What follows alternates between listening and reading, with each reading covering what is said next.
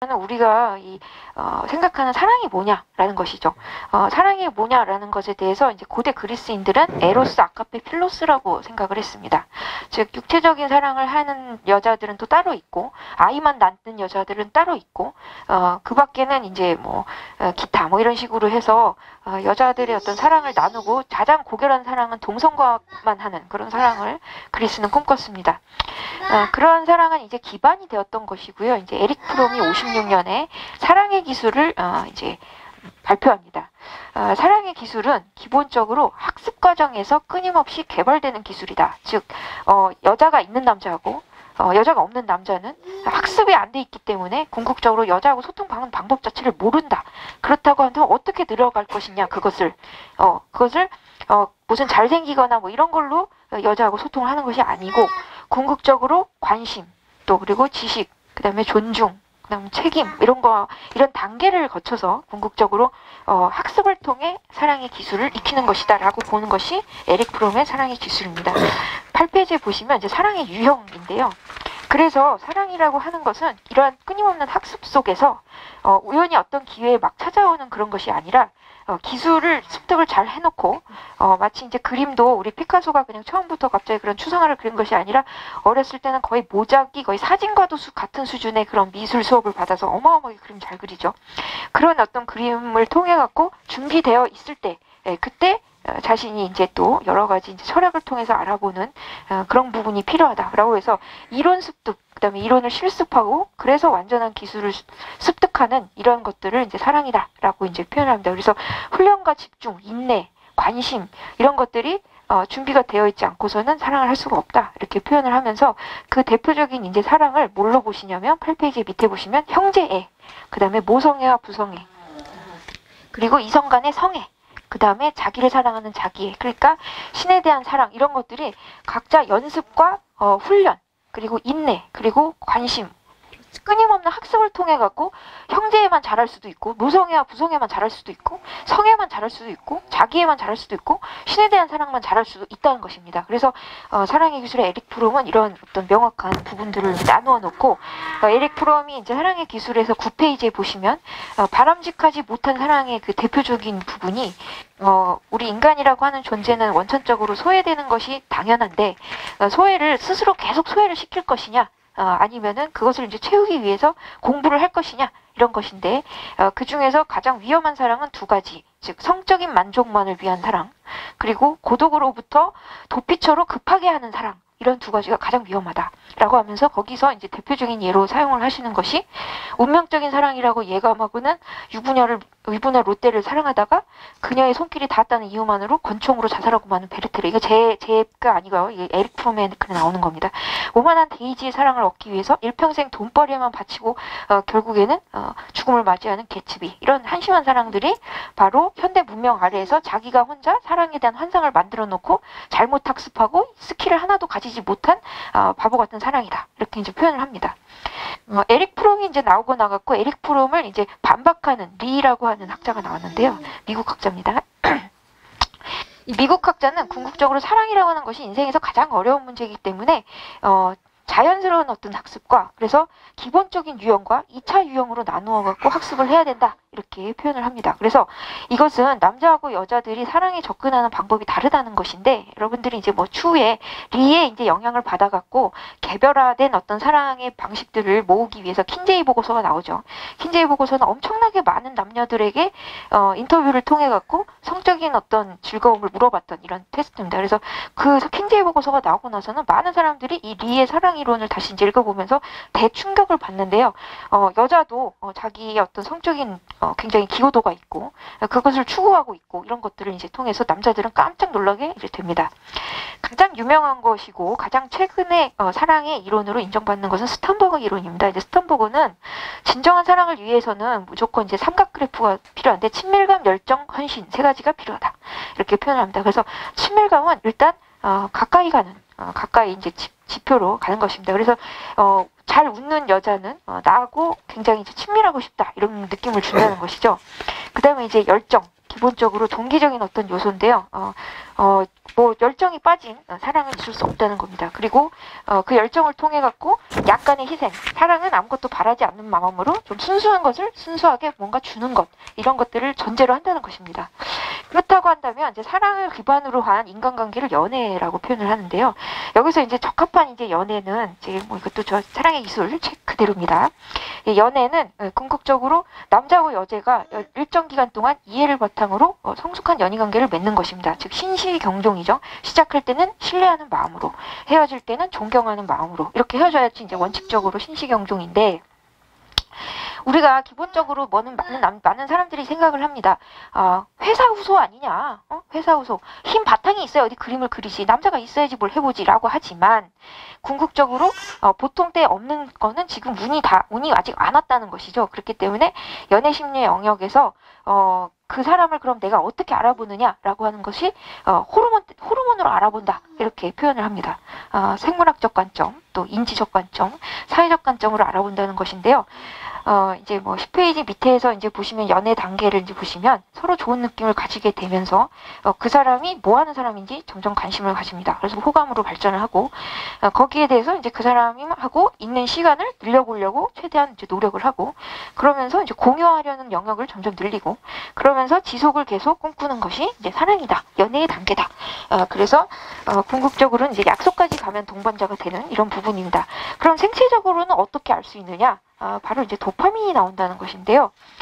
도파민은 열정적인 어떤 감각으로 어떤 사람이 딱 마음에 들게 되면은 18개월에서 30개월 동안은 그 사람이만 나타나면 이 호르몬이 분수처럼 분비된다고 합니다, 뇌에서.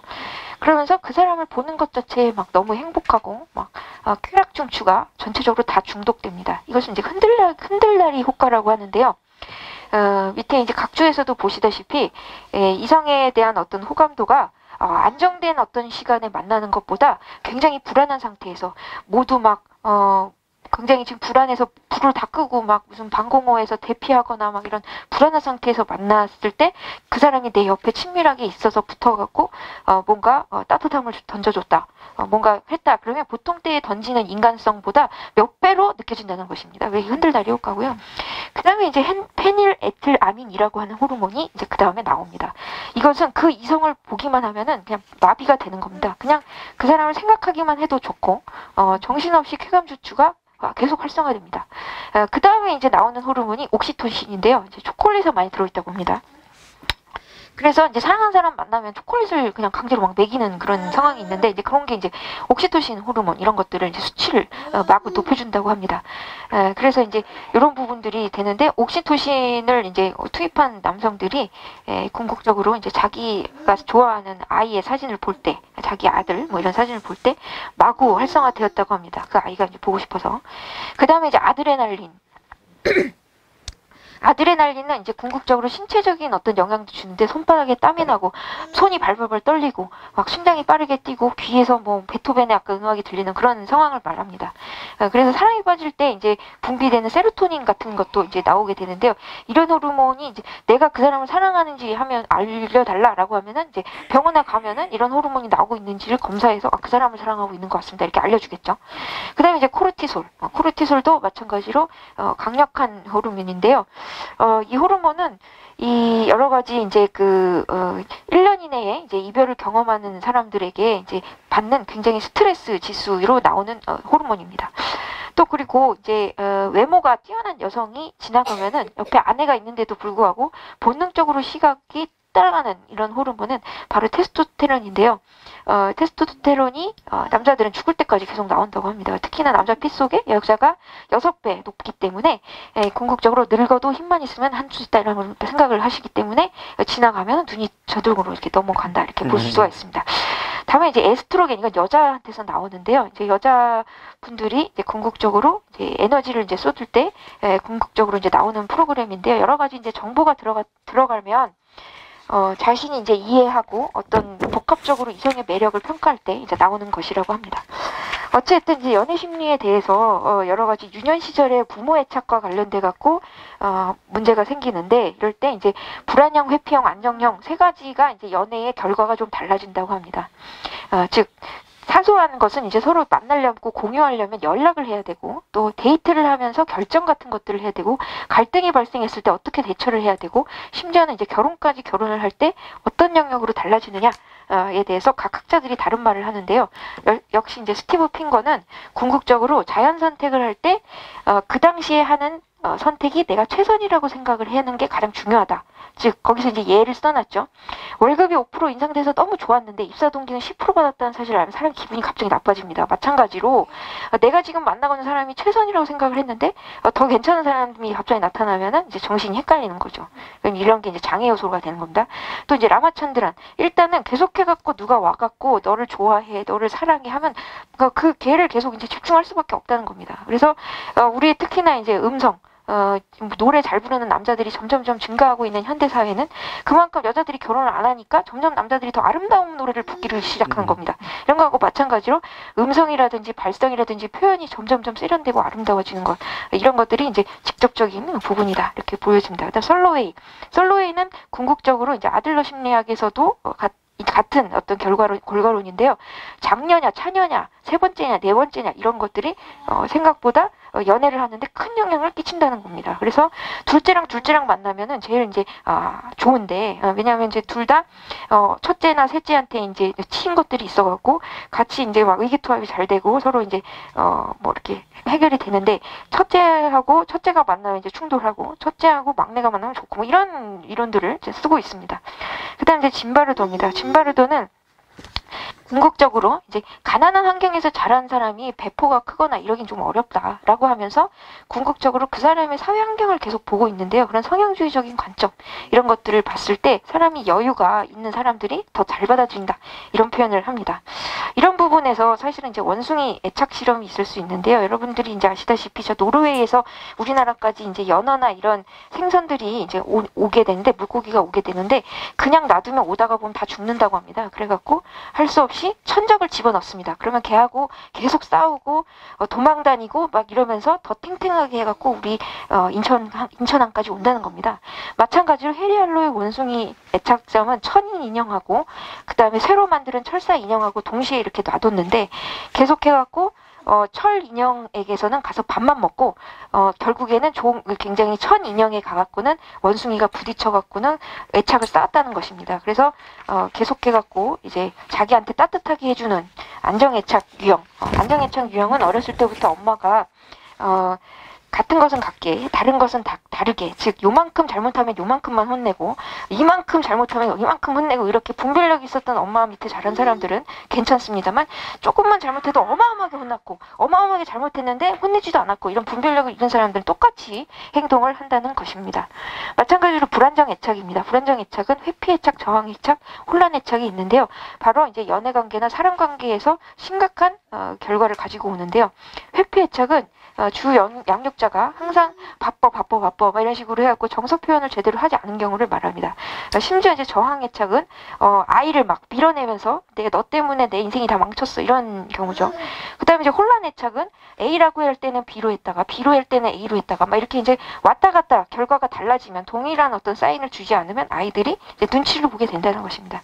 어찌됐든 프로이드와 설리반은 궁극적으로 이드, 초자, 자아를 어떻게 조정을 하면서 어떤 것을 튀어나오게 인간을 만들 것인가에 대해서 평생 연구를 했고 그 가장 궁극적으로 해결할 수 있는 방법이 꿈을 많이 꿔갖고 꿈에서 많이 조정을 통해 갖고 해결을 하라는 것입니다. 그래서 충분히 자고 충분히 해결을 하고 그러면서 이제 자신이 스스로 자기 자신을 조절하는 그런 사람이 되어야 된다라고 하면서 그 아래에서도 보시면 슈퍼에고를 스스로 이제 조절할 수 있는 그런 능력을 점점점 계속 인간관계를 계속하면서 공부하고 커가는 것이다. 이렇게 하면서 맨 마지막에 김누리 교수가 한국에서는 반드시 이제 발산해줘야 되는 열받으면은 아이씨 이렇게 화도 내고 욕도 하고 이러는 게 정상인데 그런 거를 무조건 막 발산을 미국 가면은 너무 막 왜 이렇게 뻑큐만 많이 하냐 이러지만 그건 이제 또 하나의 어떤 초자를 굉장히 발산하는 상황인데 우리는 젠체하고 욕 안 하고 참고 이러다 보니까 억압적인 초자를 갖는 경우가 많다라고 표현을 하시는 겁니다.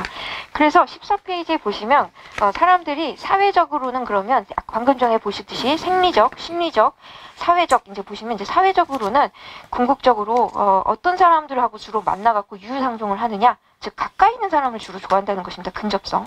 그렇기 때문에 내 애인은 심리 안에 있다. 뭐 이런 표현도 이제 여기에서 이제 나오는 것인데요.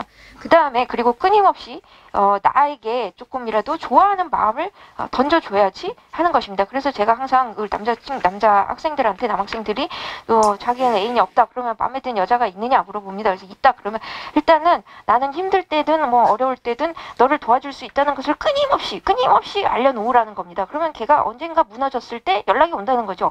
그렇기 때문에 일단 항구에다가 배를 먼저 대놓는 게 제일 중요하다라고 제가 말씀을 항상 드립니다.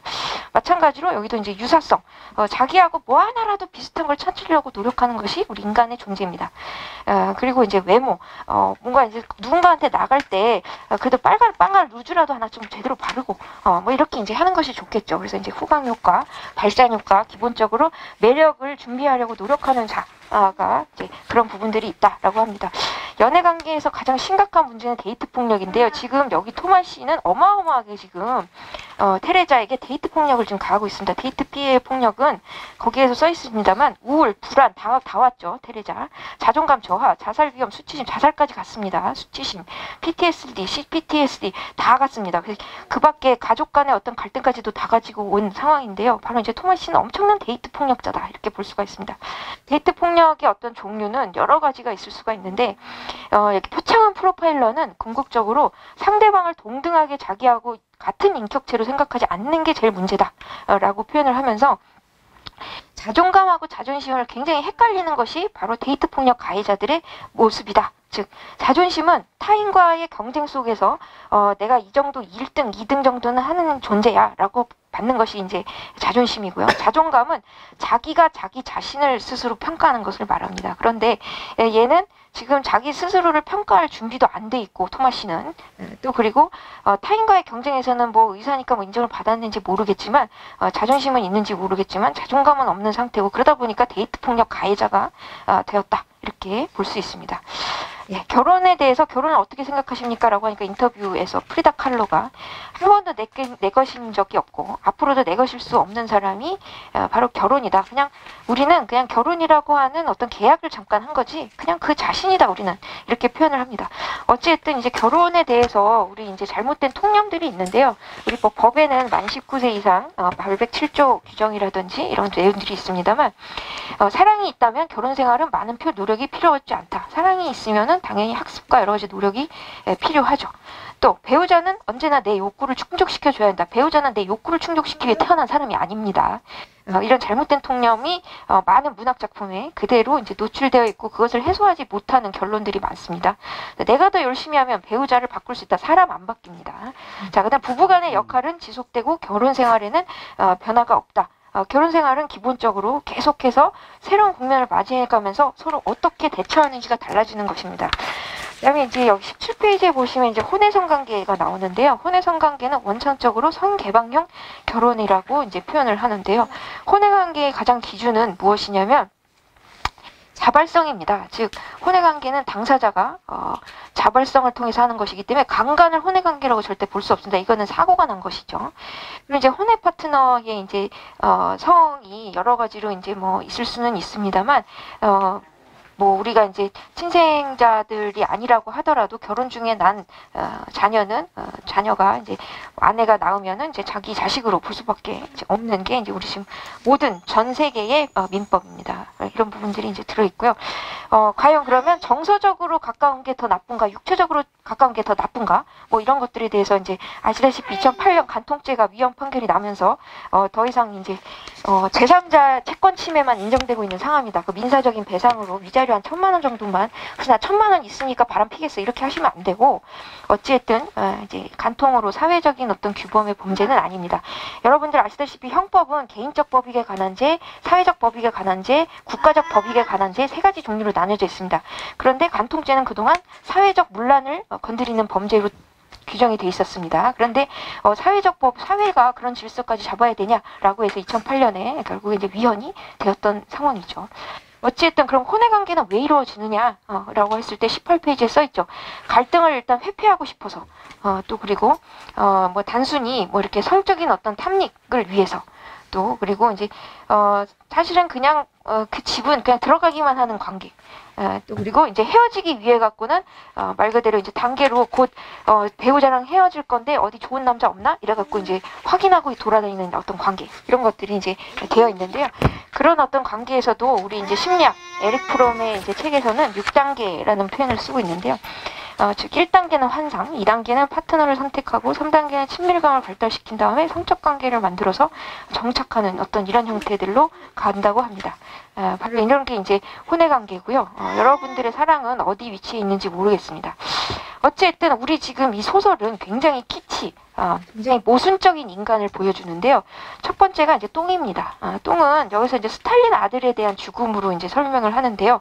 뭐라고 생각을 하냐면 거의 신으로 추앙받았던 그냥 스탈린의 아들이 똥 때문에 가서 철책에 가서 전류가 흐르는 데서 죽었던 고귀함과 저속함 사이에서 많은 사람들이 고귀함과 천박함 간에 아무런 차이가 없고 신의 아들이 똥 때문에 심판을 받는다면 인간 존재는 그 의미를 읽고 참을 수 없이 가벼워진다. 남이 죽었는데 너무 웃긴 겁니다. 여기 나오는 사람들이.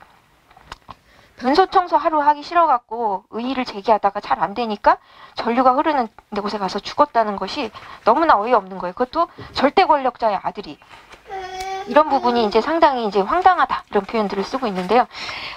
여기서 우리가 이제 20페이지에 보시면은, 뭐 똥이 없는 것처럼 우리는 이제 사실은 행동합니다. 우리가 이제 돌아다닐 때 똥을 몇 시에 쌌는지 이런 것들은 전혀 대화하지 않지 않습니까?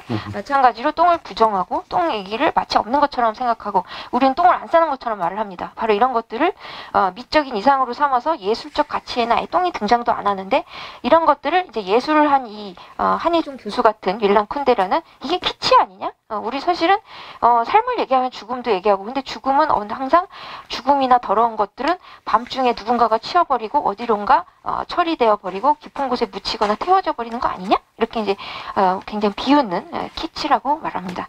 다음으로 이제 자유 앞에서 우리 참을 수 없는 존재에 있어서 가장 키치를 따라가지 않고 마음대로 자유로서 고정관념을 넘어서는 사람이 바로 사비나입니다.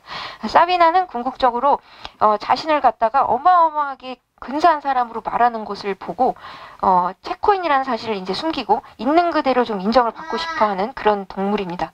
그래서 그 여자는 뭐라고 하냐면, 그녀에게 혐오감을 일으켰던 것은 공산주의 세계의 추함보다 공산주의가 뒤집어쓰고 있었던 아름다움의 가면, 이런 표현을 씁니다. 즉 영화 속에 가장 심각한 어떤 갈등, 이런 것들은 다 이제 오해고, 영화는 항상 막 행복의 눈물을 흘리는 이런 장면으로 끝나고, 이런 거 다 뻥이라는 거죠. 사실은 한번 연인도 삐지거나 찢어지면은 다시는 붙이기가 어려운 게 사실은 인간관계인데, 마치 막 서로를 막 용서하고 막 하나가 되고 막 이런 다 뻥이다, 이렇게 이제 사비나는 굉장히 냉정한 이런 내용을 합니다. 그래서 소련의 키치가 사비나에게 이제 불러일으켰던 이름은, 이제 테레자가 나체 여자들과 이제 토마시한테 똑같이 취급받으면서 수영장주의를 행진하고 자기 육체가 그런 여자들, 거기서 보면 토마시가 자기랑 섹스한 여자들 얼굴을 기억도 못합니다. 경쾌한 노래를 불러야만 그런 공포하고 거의 유사하다. 그래서 시체들이 물 표면 밑을 둥둥 떠다니고, 테레자가 사람으로서 어떻게 질문을 할 수 있는 여자는 하나도 존재하지 않고, 그녀가 속마음을 닮은 얘기를 한번 해볼 수 있는 사람도 존재하지 않고, 그러면은 여자가 뭔가 특별해지고 뭔가 남자한테 하면은 바로 이제 총을 쏘도록 이렇게 할 것이다 라고 하는 것이죠. 그래서 사비나는 사실은 자기를 유일하게 엄마로부터 구원해준 사람이 토마시라고 생각을 했는데, 토마시조차에게도 똑같은 여자들, 근데 사실은 토마시가 끝에 가서 보면은 테레자만큼은 다른 섹시한 여자들하고는 전혀 다른 특별한 여자로 생각했음에도 불구하고, 여기서 보면 이제 테레자는 굉장히 자신이 자유도 없고 그 토마시만 바라보는 그런 존재로 자기를 앉힙니다. 그리고 이제 죽음 앞에서 달라지는 이해 당사자들의 평가라고 제가 했는데요. 아까 전에도 제가 말씀드렸습니다만, 마리 클로드는 뭐라고 얘기했냐면, 바람피는 남편이 드디어 철들어서 죽어서 나한테 제대로 돌아왔다, 이렇게 생각을 하는데, 전혀 그 남편은 그 어린 안경잡이 여학생하고도 사귀면서도 와이프 한번 생각해 본 적이 절대 없습니다. 궁극적으로 서로 보는 눈이 다른 것이죠. 그래서 여기에 보시면은 이제 태국과 캄보디아 국경에서 나름대로는, 야, 우리가 지금 이런 폭력 밑에 있는 것이 너무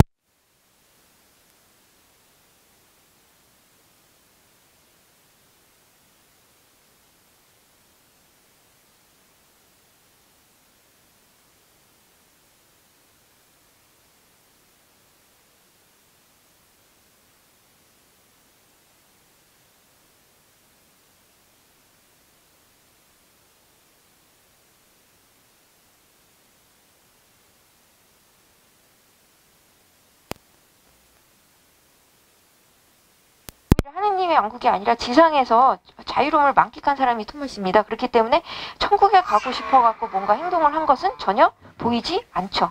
그래서 여기도 이제 써있다시피 제가 이제 프란츠는 궁극적으로 식물인간이 된 그가 그의 눈에서 마리클로드는 사랑과 용서를 비는 마음을 읽었다고 하는데 천만의 말씀이라는 것이죠.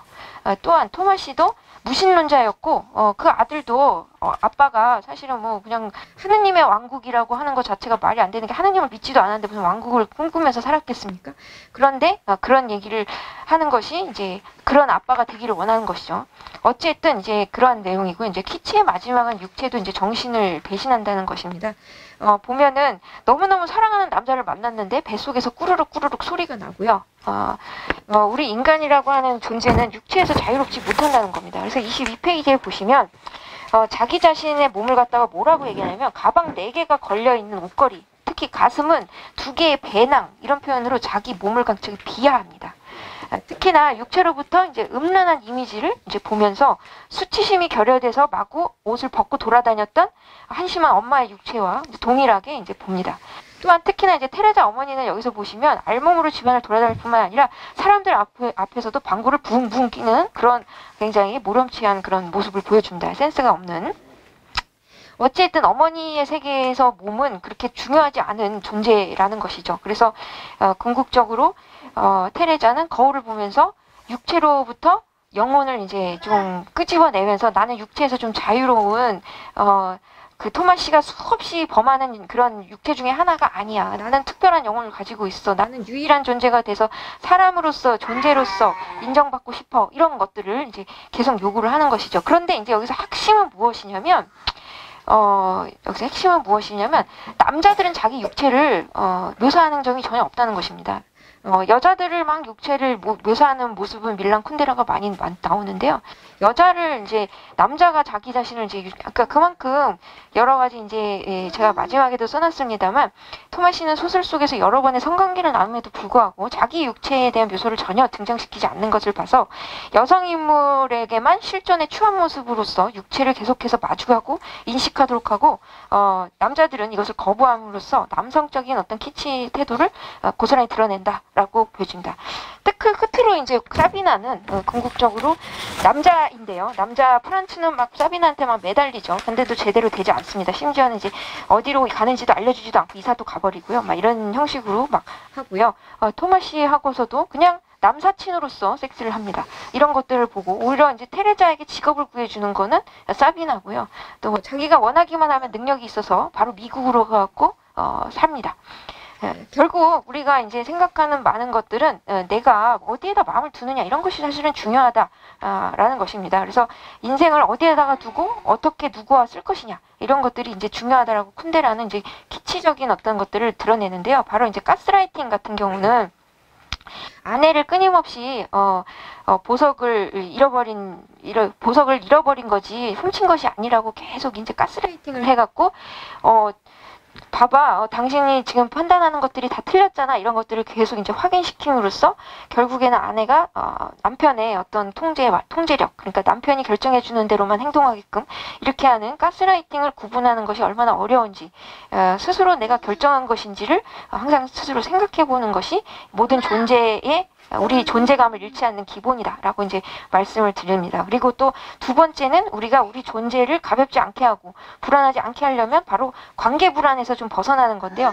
불안을 당연하게 생각을 하고 과거에 그런 일들이 있었다고 하더라도 새로 만나는 사람에게는 또 새로운 기회로서 다가가야 되는 것이 정상입니다. 그래서 거기에 이제 다른 사람을 일정하게 온전히 자기 자신의 소유로 만들어야만 행복할 수 있는 사람이라면 그 사람은 평생 행복하기 어렵습니다. 왜냐하면 다른 사람을 굳이 내 소유로 만들어갖고 그렇게 통제를 하면서 살아야 되는 것은 굉장히 필요한 일이고 거기에 시간을 쏟는다는 것은 아까 전에 사랑이 5가지 있는 거 보셨죠? 형제의, 모성의, 자기의, 그 다음에 이성의, 그 다음 신에 대한 사랑 이런 사랑의 종류가 사랑의 기술에서 이제 5개나 나누는데 거기에 이제 n분의 1을 해갖고는 자신의 어떤 성숙과 성장을 도모하며 평생을 완성해야지, 너무나 이성에 집중해갖고 그것도 사람을 막 소유해갖고 답을 내려고 하는 것은 상당히 한심한 일이다 라는 것을, 이제 자기 존재를 어떻게 양분하고 균형을 가지고 밸런스를 지키는 영혼과 육체 사이에 설 것이냐, 이런 것들에 대해서 생각해보고, 특히나 이제 나르시스트는 이제 자기애성 인격장애인데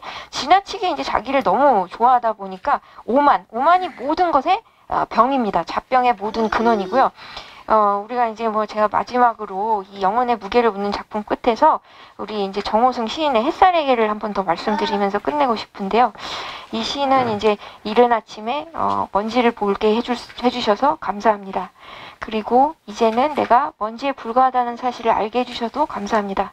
그럼에도 불구하고 먼지가 된 나를 찬란하게 언제나 비춰주셔서 감사합니다. 이렇게 되어 있습니다. 오늘 가장 저는 균형적이고 좋은 시라고 해서 한 편 가지고 왔는데요.